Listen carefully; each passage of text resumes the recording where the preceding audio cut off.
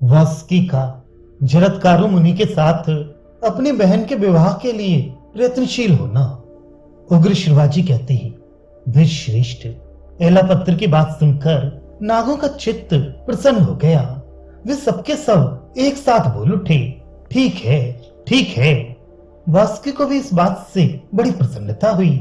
वे उसी दिन से अपनी बहन जरत्कारु का बड़े चाव से पालन पोषण करने लगे।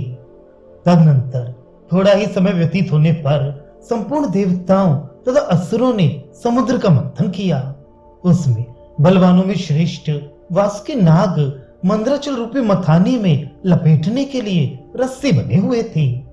समुद्र मंथन का कार्य पूरा करके देवता वासुकी नाग के साथ पितामह ब्रह्मा जी के पास गए और उनसे बोले, भगवान, ये वासुकी माता के श्राप से भयभीत हो बहुत संतप्त होते रहते हैं।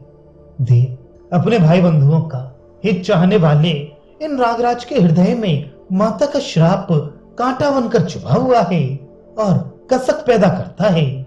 आप इनके उस कांटे को निकाल दीजिए। देवेश्वर नागराज वासुकी हमारे हितैषी हैं और सदा हम लोगों के प्रिय कार्य में लगे रहते हैं, अतः आप इन पर कृपा करें और इनके मन में जो चिंता की आग जल रही है उसे बुझा दें। ब्रह्मा जी ने कहा, देवताओं, एलापत्र नाग ने वासुकी के समक्ष पहले जो बात कही थी वे मैंने ही मानसिक संकल्प द्वारा उसे दी थी। मेरी ही प्रेरणा से एलापत्र ने वे बातें वासुकी आदि नागों के सम्मुख कही थी। ये नागराज समय आने पर स्वयं तदनुसार ही कार्य करें।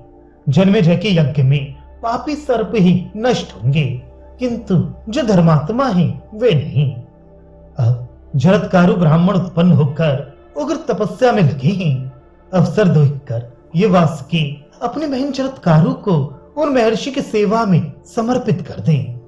देवताओं, एलापत्र नाग ने जो बात कही है वही सर्पों के लिए हितकर है, वही बात होने वाली है।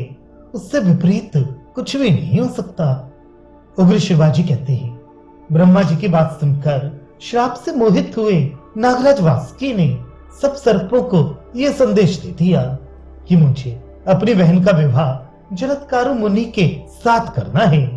फिर उन्होंने जरत्कारु मुनि की खोज के लिए नित्य आज्ञा में रहने वाले बहुत से सर्पों को नियुक्त कर दिया और ये कहा, सामर्थ्यशाली जरत्कारु मुनि जब पत्नी का वरण करना चाहें उस समय शीघ्र आकर ये बात मुझे सूचित करनी चाहिए, उसी से हम लोगों का कल्याण होगा।